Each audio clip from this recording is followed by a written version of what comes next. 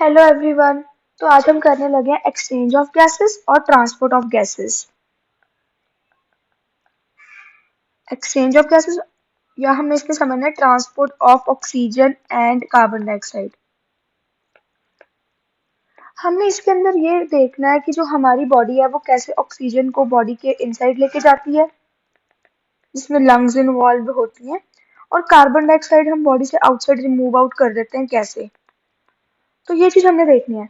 अब इसको समझने के लिए एक थोड़ी सी एक्स्ट्रा चीज मैं बता रही हूँ। हम करेंगे गैस लॉज की बात।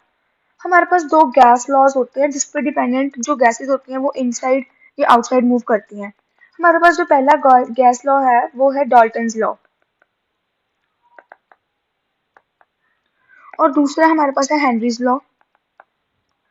डॉल्टन्स लॉ सिर्फ इतनी बेसिक सी चीज कहता है कि अगर हमारे पास मिक्सचर ऑफ गैसेस है, जैसे एयर के अंदर मिक्सचर ऑफ गैसेस है, हमारे पास नाइट्रोजन है, ऑक्सीजन है, आर्गन है, वाटर है, कार्बन डाइऑक्साइड है और कुछ अदर गैसेस भी हैं हमारे पास। अगर मैं इन सबके पार्शियल प्रेशर को मिला दूं, partial pressure of nitrogen, oxygen, argon, H2O, CO2 and other gases का पार्शियल प्रेशर मैं मिला दूं, तो हमारे पास एयर का पार्शियल प्रेशर आ जाएगा, मतलब 760 mmHg। तो सिंपल बात यह है कि पार्शियल प्रेशर एक कंसंट्रेशन की तरह ही है, कि अगर हमारे पास बहुत सारी गैसेस है, हर गैस अपना एक प्रेशर एक्सर्ट करती है इस हिसाब से कि कोई और गैस है ही नहीं, सिर्फ वही वो है। जैसे हम ये ऐसे लिख सकते हैं कि in a mixture of gases every gas exerts its own pressure as if no other gas is present।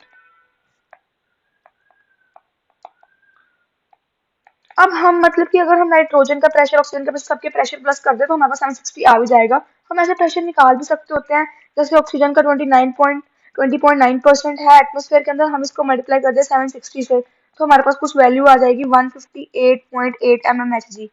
तो ये ऑक्सीजन का पार्शियल प्रेशर इन एयर, ऐसे हम सबका निकाल सकते हो। अब हम बात करते हैं हेनरीज लॉ क्या कहता है। हेनरी लॉ हमें ये बताता है कि अगर हमारे पास बहुत सारी गैसेस हैं और कौन सी गैस किसी लिक्विड में ज्यादा डिसॉल्व होगी वो कैसे पता लगेगा। हम ये कहते हैं कि quantity of gas that will dissolve in liquid, quantity of gas that will dissolve in liquid, वो प्रोपोर्शनल होता है किसके, पार्शियल प्रेशर ऑफ गैस, कि उस गैस का पार्शियल प्रेशर कितना है। बेसिकली अगर पार्शियल प्रेशर ज्यादा है तो वो गैस किसी लिक्विड में ज्यादा डिसॉल्व होगी। अब जो लिक्विड की हम बात करेंगे वो लिक्विड है ब्लड, और जो सेकंड इसका फैक्टर है पार्शियल प्रेशर ऑफ गैस का सेकंड फैक्टर है सॉल्युबिलिटी। तो अगर किसी गैस की सॉल्युबिलिटी और पार्शियल प्रेशर ज्यादा है तो वो ब्लड के अंदर ज्यादा मिक्स हो जाएगी। इसके अंदर हम सिर्फ इतना बात कर सकते हैं कि जो CO2 है, CO2 जो है वो ब्लड प्लाज्मा में ज्यादा डिसॉल्व होती है। CO2 is dissolved in blood plasma in greater amount, because ये इसलिए हो रहा है क्योंकि solubility of CO2 is 24 times higher than oxygen। CO2 की solubility ज्यादा है इसलिए CO2 ज्यादा डिसॉल्व हो जाती है ब्लड के अंदर। तो ये दो बेसिक हमारे पास लॉज है जिस पर सब कुछ वर्क करेगा। अब हमने समझनी है एक्सटर्नल और इंटरनल रेस्पिरेशन। तो पहले मैं एक बेसिक तुम्हें चीज समझा रही हूँ, external respiration and internal respiration.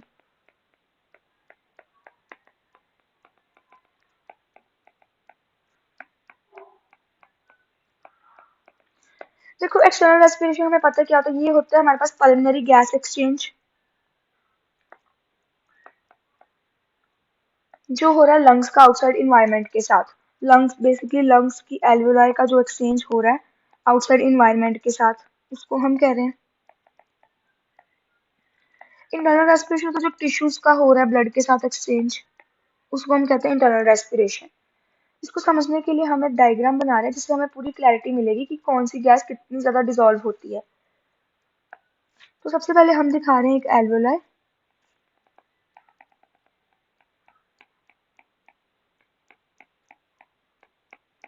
तो ये हमारे पास लंग का एल्वेलाई, हमें पता है मिलियंस ऑफ एल्वेलाई प्रेजेंट होते हैं लंग्स के अंदर। अब ये हम पल्मोनरी कैपिलरीज दिखा रहे हैं। पल्मोनरी कैपिलरीज, पता होगा कि जो पल्मोनरी वेन होती है वो कैरी करती है ऑक्सीजनेटेड ब्लड। वो कहाँ कैरी करती है ऑक्सीजनेटेड ब्लड, पल्मोनरी जो वेन होती है वो ऑक्सीजनेटेड ब्लड कहाँ कैरी करती है, वो कैरी करती है to left atrium of heart. तो यहाँ मैं एक बार छोटा सा हार्ट बना देती हूँ।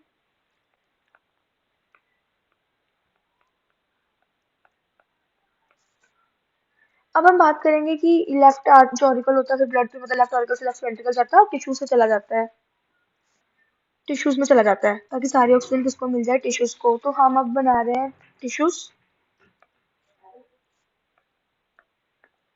तो सारी जो ऑक्सीजन है वो हमें देनी है टिश्यूज को, तो टिश्यू सेल्स। अब इसके बाद हमें पता है कि जो सारा का सारा ब्लड है फिर वो जाता है राइट ऑरिकल के अंदर। तो यहाँ पर जो ब्लड है वो जाएगा राइट ऑरिकल के अंदर,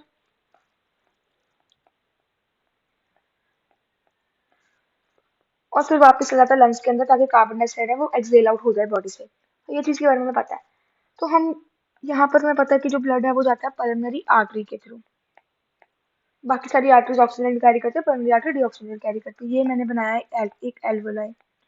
अब हम सिंपल सी बात है, ऑक्सीजन जाएगी अंदर, कार्बन डाइऑक्साइड जाएगी बाहर। अब हम ये बात कर रहे हैं कि यहाँ पर हमारे पास एक एल्वियोलर एयर है, एल्वियोलर एयर। जो एल्वियोलर एयर है वहां पर पार्शियल प्रेशर ऑक्सीजन का है 105 mmHg और कार्बन डाइऑक्साइड का पार्शियल प्रेशर है वहां पर 40 mmHg। अब जो हमारे पास ऑक्सीजनेटेड ब्लड है यहाँ पर जो है हमारे पास इस तरफ हमारे पास है ऑक्सीजनेटेड ब्लड। तो हमारे हमारे पास यहाँ पर ऑक्सीजनेटेड ब्लड है। अगर हम ऑक्सीजन ब्लड की बात करें तो यहाँ पर PO2 होता है 100 और PCO2 होता है हमारे पास 40। अब इसके बाद अगर हम बात करें यहाँ पर, अब मैंने तुम्हें यहाँ पर सिर्फ इतना समझाना है कि ये जो हो रहा है यहाँ पर ये हो रही है एक्सटर्नल रेस्पिरेशन और यहाँ पर हो रही है इंटरनल रेस्पिरेशन। ये मैंने जो बनाए हैं ये ग्रीन ग्रीन ये टिश्यू सेल्स हैं।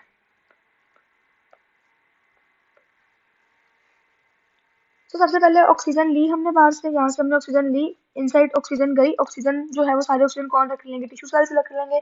बदले में क्या बना डालेंगे, कार्बन डाइऑक्साइड। फिर कार्बन डाइऑक्साइड वाला ब्लड एक्सहेल आउट हो जाएगा। तो हमारे पास बेसिकली दो तरह की रेस्पिरेशन होती है, एक्सटर्नल रेस्पिरेशन और इंटरनल रेस्पिरेशन। इसके अंदर हमारे पास देखो आगे क्या आ जाता है, हमारे पास एल्वुलाई हैं जो हमने ब्लू कलर में दिखाए हुए हैं। अब अगर हम एल्वुलाई में बात करते हैं तो देखो एल्वुलाई के अंदर ऑक्सीजन का पार्शियल प्रेशर है 104 एंड कार्बन डाइऑक्साइड का पार्शियल प्रेशर है 40। अब जो नीचे हमारे पास कैपिलरी दिखाई गई है, अब इसके अंदर हम देखें ये वाली कैपिलरी के अंदर ऑक्सीजन का पार्शियल प्रेशर है 40 एंड कार्बन डाइऑक्साइड का पार्शियल प्रेशर है 45। अब ऑक्सीजन का पार्शियल प्रेशर एल्वुलाई के अंदर है 104 और कैपिलरी के अंदर है 40। तो जो ऑक्सीजन है वो मूव करती है from high pressure to low pressure. तो हमारे पास 104 से लेके 40 तक वो चला जाएगा, यानी ऑक्सीजन इनसाइड मूव करेगी। तो जो Hb है वो कंबाइन कर जाएगा ऑक्सीजन के साथ, वो बन जाएगा ऑक्सी हीमोग्लोबिन। अब ये लेफ्ट ऑरिकल से लेफ्ट वेंट्रिकल से पूरी बॉडी में जाएगा ब्लड। अब ब्लड का पार्शियल प्रेशर, क्योंकि ऑक्सीजन अंदर आ गई थी तो ब्लड के अंदर ऑक्सीजन का पार्शियल प्रेशर हो गया 95 और कार्बन डाइऑक्साइड क्योंकि बाहर गई थी तो कार्बन डाइऑक्साइड का प्रेशर पहले 45 था और अब हो गया है 40। अब यहाँ पे जैसे ही ये वाला ब्लड जिसके अंदर ऑक्सीजन बहुत ज्यादा 95 तक ऑक्सीजन है ये टिश्यूज तक पहुंचता है। तो टिश्यूज तक जाने के बाद देखो क्या होता है, टिश्यू में जाके टिश्यू के अंदर पहले जो ऑक्सीजन गई थी तो उसने बदले में क्या बनाया होगा टिश्यू ने, कार्बन डाइऑक्साइड। उसके कारण कार्बन डाइऑक्साइड का प्रेशर है 45 और O2 का प्रेशर है 40 और जो ब्लड पीछे से आ रहा है उसके अंदर O2 का प्रेशर है 95, CO2 का है 40। तो जो O2 है वो कहाँ मूव कर जाएगी, O2 मूव कर जाएगी टिश्यू के अंदर और कार्बन डाइऑक्साइड मूव कर जाएगी ब्लड के अंदर। अब ये डीऑक्सीजनेटेड ब्लड जो है जिसका पार्शियल प्रेशर कार्बन डाइऑक्साइड के जिसके अंदर 45 हो गया और O2 का हो गया 40, ये एल्वुलाई तक अप्रोच करेगा। जैसे ही एल्वुलाई तक जाता है हम देखते हैं कि कार्बन डाइऑक्साइड का प्रेशर 45 है, O2 का 40 है। बाहर के हिसाब से जो है कार्बन डाइऑक्साइड कहाँ मूव कर जाएगी, आउटसाइड, एंड O2 कहाँ मूव कर जाएगी, इनसाइड। क्योंकि O2 जो है वो बाहर ज्यादा है, कार्बन डाइऑक्साइड जो है वो अंदर ज्यादा है। अंदर कार्बन डाइऑक्साइड का प्रेशर कितना था 45 और बाहर कितना था 40। तो ऐसे हमारे पास एक्सचेंज हो रहा है यहाँ पर एक्सटर्नली और यहाँ पर इंटरनली। अगर हम बात करें जो O2 का ट्रांसपोर्ट है वो हीमोग्लोबिन के साथ हो रहा है 98.5% और प्लाज्मा के अंदर डिजोल्व हो रहा है 1.5%। और कार्बन डाइऑक्साइड 7% प्लाज्मा में जा रही है, 23% अमीनो हीमोग्लोबिन में जा रही है एंड 70% जा रही है बाइकार्बोनेट आयंस की फॉर्म में। तो अब हमें करना है ऑक्सीजन डिसोसिएशन कर्व। देखो ये हमारे पास एक ऑक्सीजन डिसोसिएशन कर्व है। ऑक्सीजन डिसोसिएशन कर्व हमें ये दिखाता है कि कितने ऑक्सीजन के पार्शियल प्रेशर पे कितनी हीमोग्लोबिन के साथ ऑक्सीजन अटैच्ड है। तो हम इसको यहाँ से रीड करेंगे, यहाँ से जिसे मैंने एरो बनाया है, यहाँ से हम इसको ऐसे रीड करेंगे। हम देखते हैं कि जब ऑक्सीजन का पार्शियल प्रेशर 100 है, तब उसकी हीमोग्लोबिन के साथ उसकी सैचुरेशन भी कितनी है, 100। तो प्रॉपर अच्छा जा रहा है। अब पार्शियल प्रेशर को हम कम कर रहे हैं, 100 से 90, 90 से 80, 80 से 70, 60 तक। देखो 60 से लेके 100 तक अगर हम देखें तो ऑक्सीजन की सैचुरेशन 90 से 100 तक ही रह रही है। यानी कि अगर हमारा पार्शियल प्रेशर ऑफ ऑक्सीजन कम हो भी जाता है तो कोई खास फर्क नहीं पड़ता, क्योंकि हीमोग्लोबिन फिर भी फुल लोड उठा ही लेता है ऑक्सीजन का। यहाँ से हमें दो तीन चीजें समझ में आ रही है। पहली चीज तो कि अगर PO2 ज्यादा है, पार्शियल प्रेशर ऑफ ऑक्सीजन 100 है, तो पार्शियल सैचुरेशन ऑफ हीमोग्लोबिन भी क्या है, ज्यादा। दूसरा, अगर जो हमारे पास रिड्यूस्ड हीमोग्लोबिन है, रिड्यूस्ड हीमोग्लोबिन का मतलब होता है कल्ला HB, जब उसको ऑक्सीजन मिलती है वो O2 के साथ कंबाइन करके वो बना लेता है HbO2, जिसको हम बोलते हैं ऑक्सी हीमोग्लोबिन। अब देखो मान लो कि हमारे पास 100 मॉलिक्यूल्स थे HB के, 100 के 100 मॉलिक्यूल्स के साथ O2 कंबाइन कर गया तो हमारे पास बन जाएंगे 100 HbO2, मतलब ऑक्सी हीमोग्लोबिन के 100 मॉलिक्यूल्स। अब इन 100 HB मॉलिक्यूल में से मान लो कि 50 जो थे वो HB ही रह गए और 50 HbO2 बन गए, तो हम इसको बोलते हैं कि ये पार्शियल सैचुरेटेड है। और अगर 100 के 100 HbO2 बन गए तो हम इसको बोलते हैं कि ये फुली सैचुरेटेड है या फिर ये पार्शियल सैचुरेटेड है।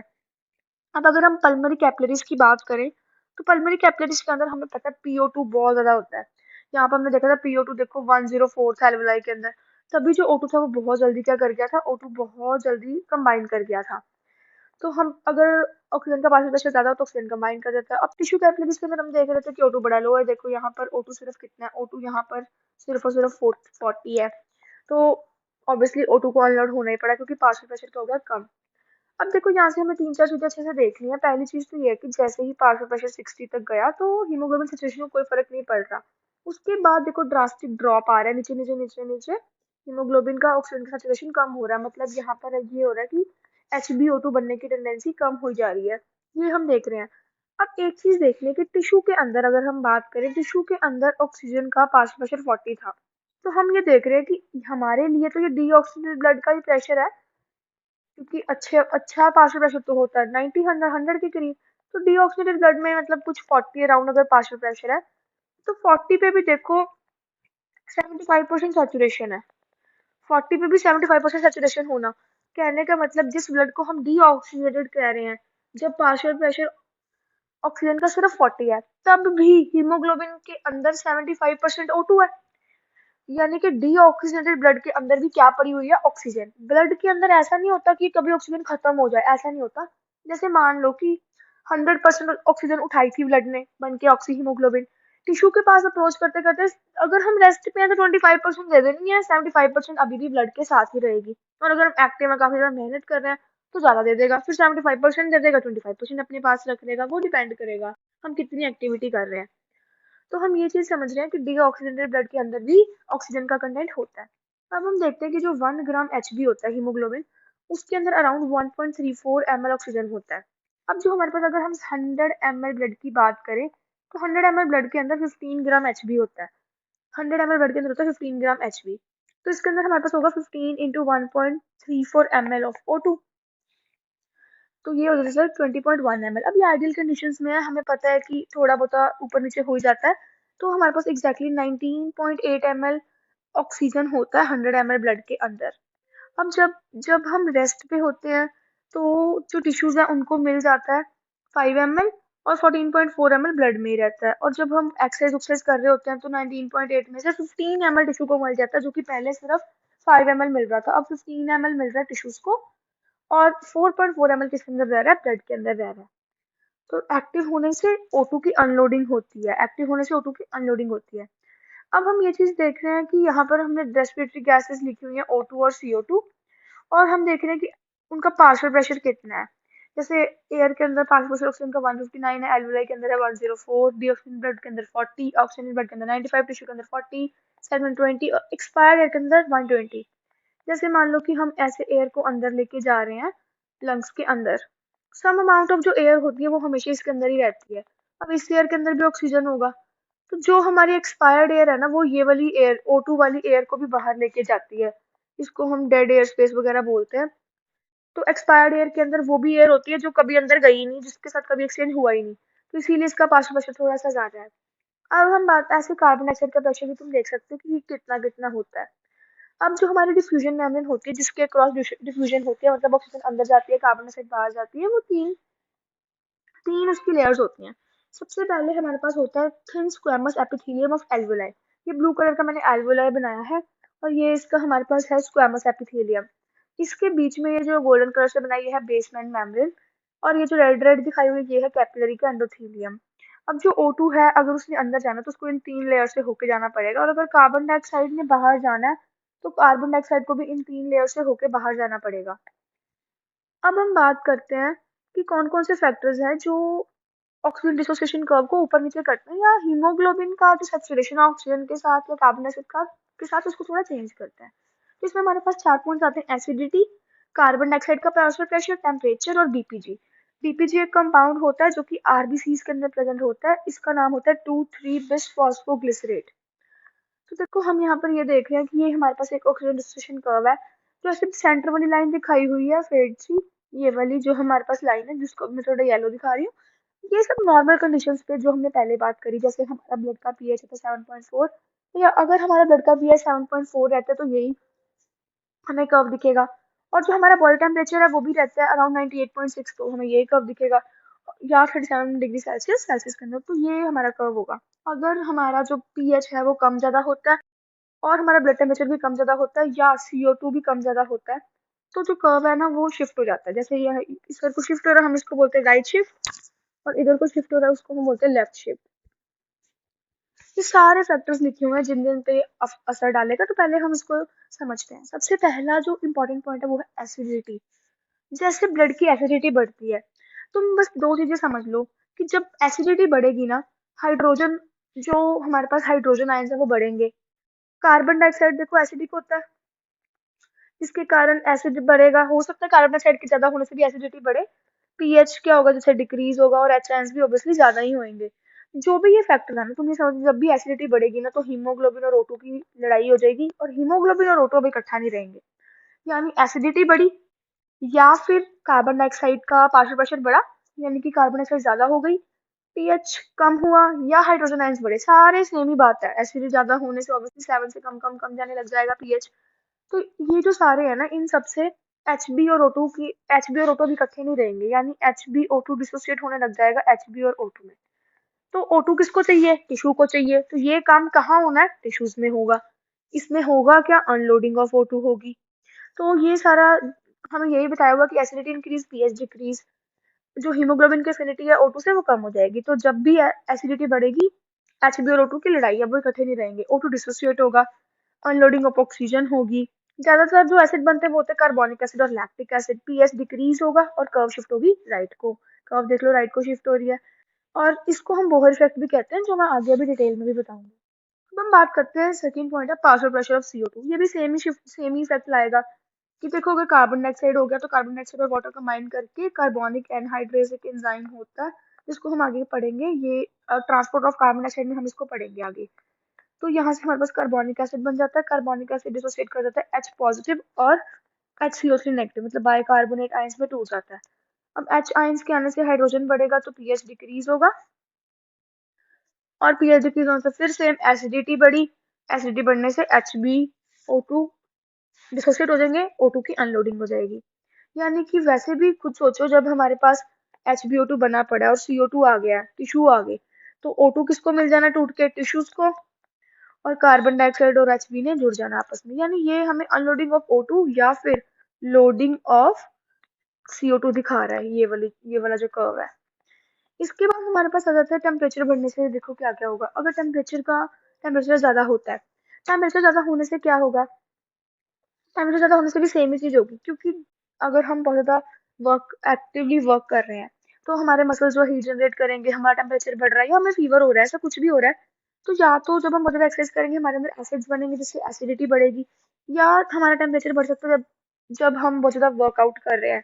अब इन सारी चीजों के अंदर O2 की डिमांड ज्यादा है। O2 की डिमांड ज्यादा है तो HbO2 में से O2 को ब्रेक होना ही पड़ेगा, क्योंकि O2 की डिमांड ज्यादा है तो HbO2 में से O2 को ब्रेक होना ही पड़ेगा। तो टेम्परेचर बढ़ने से भी देखो, हाई टेम्परेचर भी इसको फेवर कर रहा है। ये सारे फैक्टर्स वही हैं जो O2 की अनलोडिंग को फेवर कर रहे हैं। तो हाई टेम्परेचर में भी O2 फटाफट से टूट जाता है। फिर हमारे पास आता है कंपाउंड बीपीजी। बीपीजी एक सब्सटेंस होता है जो रेड ब्लड सेल के अंदर प्रेजेंट होता है। इसका नाम है 2,3 बिसफॉस्फोग्लिसरेट। ये भी हीमोग्लोबिन और O2 को इकट्ठे नहीं रहने दे सकता। यानी ये भी हीमोग्लोबिन और O2 की लड़ाई करा रहा है और अनलोड करा देता है O2 को। HbO2 में से ये भी Hb अलग करा देगा, O2 अलग करा देगा, टिश्यू में ही होगा। बीपीजी बनता है ग्लाइकोलिसिस के टाइम पे। अगर ज्यादा बीपीजी हो तो ज्यादा O2 अनलोड हो जाती है हीमोग्लोबिन से। कुछ हार्मोन्स होते हैं जैसे थायरॉक्सिन वगैरह, वो भी बीपीजी का ब्रेक डाउन करा देते हैं। एल्टीट्यूड पे भी बीपीजी ज्यादा रहता है, जैसे जो लोग हाइट पे रहते हैं, पहाड़ों पे रहते हैं। इसका सीधा सीधा रीजन यही है, उनको O2 की जरूरत थोड़ी ज्यादा होती है। अगर O2 अनलोड ज्यादा होगी, हमारा फायदा ही है, उतना टिश्यूज को मिल जाएगा। फिर हम बात करेंगे ऑक्सीजन की अफिनिटी जो होती है जो फीटस के साथ।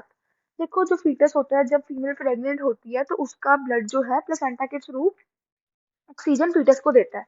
अब अगर फीटल हीमोग्लोबिन जो होता है ना, फीटल हीमोग्लोबिन, उसकी अफिनिटी ज्यादा होती है, अफिनिटी मोर होती है as comparison to adult haemoglobin. और अगर ऐसा नहीं होगा तो एडल्ट का हीमोग्लोबिन कभी O2 ही नहीं देगा फीटस को, एंड फीटस सर्वाइव ही नहीं कर पाएगा। अब हम ये देख रहे हैं कि ऐसा क्यों होता है। तो पहली चीज तो ये कर्व ऊपर को दिख रहा है, तुम समझ ही रहे हो। अगर ये नीचे वाला कर्व O2 की क्या थी, अनलोडिंग थी, तो ये वाला कर्व O2 की क्या होगी, लोडिंग। तो ये ऊपर लोडिंग ऑफ O2 दिखा रहा है, यानी HbO2 बनाना चाहता है ये। तो HbO2 अच्छा खासा बन रहा है, लोडिंग ऑफ O2 ऊपर वाला कर्व। वैसे भी देखो, सेम पार्शियल प्रेशर पर अगर हम बात करें तो यहाँ पर देखो, मेटरनल यानी मदर का सिर्फ इतना ही है सैचुरेशन, और अगर हम फीटस की बात करें तो उसका परसेंटेज हीमोग्लोबिन का सैचुरेशन देखो यहाँ पर कितना ज्यादा ही हो जाएगा, इससे तो ज्यादा ही है। तो अब इसमें फर्क क्या होता है, जो HbF होता है ना, उसकी हायर अफिनिटी क्यों है O2 के साथ, इसका रीजन क्या है। इसका रीजन सिर्फ यही है कि वो बीपीजी को लेस स्ट्रांगली बाइंड करता है, और बीपीजी को लेस स्ट्रांगली, यानी बीपीजी उसको पसंद नहीं है। और अगर बीपीजी के साथ बाइंड हो तो O2 की क्या होती है, अनलोडिंग। अब ये बीपीजी से लेस स्ट्रांगली बाइंड हो रहा है, तो ऑब्वियसली ये इसका फायदा हो जाएगा। अब मैं तुम्हें ये चीज समझा रही हूँ कि इस कर्व में ये वाले फैक्टर्स मैंने सारे डिस्कस करे थे, ये डिट्टो सेम है। जैसे हाई टेम्परेचर पे होती है अनलोडिंग ऑफ O2, और लोडिंग ऑफ O2 फिर किस में होगी, यहाँ पर तो लोडिंग हो रही है ना O2 की, या फिर अनलोडिंग हो रही है CO2 की। लोडिंग ऑफ O2 कहाँ होती है, लंग्स में। तो ये कर्व लंग्स को फेवर कर रही है, या फिर फीटल हीमोग्लोबिन में भी ऐसा ही कर्व है कुछ। तो हम ये देख लेते हैं कि यहाँ पर जब कार्बन डाइऑक्साइड कम होगी, जैसे लंग्स में होता है, और टेम्परेचर भी कम होगा, पीएच ज्यादा होना चाहिए, क्योंकि एसिडिटी कराता है हीमोग्लोबिन और ऑक्सीजन की अनलोडिंग वगैरह। और बीपीजी का अमाउंट कराता है कम। यही चीज हमने अभी करी है फीटस हीमोग्लोबिन में, कि जो फीटल हीमोग्लोबिन है वो बीपीजी के साथ बाइंड नहीं होता। तो फीटल हीमोग्लोबिन बीपीजी के साथ बाइंड होता है, मतलब बीपीजी कम है। तो बीपीजी कम है, तो अगर बीपीजी बाइंड नहीं हो रहा तो O2 हो जाएगा बड़े आराम से। तो O2 बाइंड हो जाएगा और हमारा बेनिफिट हो जाएगा। तो फीटल हीमोग्लोबिन Hb और O2 गिव्स HbO2 जल्दी कर लेता है। तो फीटस का जो ब्लड होता है वो हीमोग्लोबिन के साथ सैचुरेटेड रहता है। लास्टली मैं तुम्हें बस इतना बता रही हूँ, हमने बहुत सारे इफेक्ट्स पढ़ने हैं, बोहर इफेक्ट है, लेन इफेक्ट, हेम्सबर्गर इफेक्ट, हम आगे करेंगे। एक बार थोड़ा बोहर इफेक्ट बता रही हूँ। जैसे ही ब्लड टिश्यू को रीच करता है, तो टिश्यू को रीच करने में टिश्यू पहले से ऑक्सीजन खाई बैठा होता है, और बदले में क्या बना देता है, कार्बन डाइऑक्साइड, जिसके कारण कार्बन डाइऑक्साइड का प्रेशर काफी बड़ा रहता है। ये कार्बन डाइऑक्साइड और वाटर मिलकर बना देते हैं कार्बोनिक एसिड, और का जो कार्बोनिक एसिड होता है वो बहुत जल्दी टूट के बना देता है H पॉजिटिव और HCl3 नेगेटिव, जिसके कारण H पॉजिटिव के कारण H ज्यादा हो जाते हैं, पीएच कम हो जाता है। तुम्हें पता ही है, पीएच कम होने से या एसिडिटी के बढ़ने से क्या होती है, O2 की अनलोडिंग। यानी कि बोहर इफेक्ट सिर्फ इतना बताता है कि अगर कार्बन डाइऑक्साइड ज्यादा हो जाए तो अपने आप O2 की अनलोडिंग हो जानी है। अगर HbO2 बना हुआ है, CO2 अगर ज्यादा हो रहा है, तो O2 ने अपने आप ही टूटने लग जाना है, और CO2 ने बाइंड होने लग जाना है। तो ये बोहर इफेक्ट सिर्फ ये दिखाता है effect of carbon dioxide on O2 transport, या हम ये कह सकते हैं कि टिश्यू के ऊपर O2 का रिलीज होना ही बोहर इफेक्ट है। टिश्यू के ऊपर O2 का रिलीज होना बोहर इफेक्ट है। ओके जी।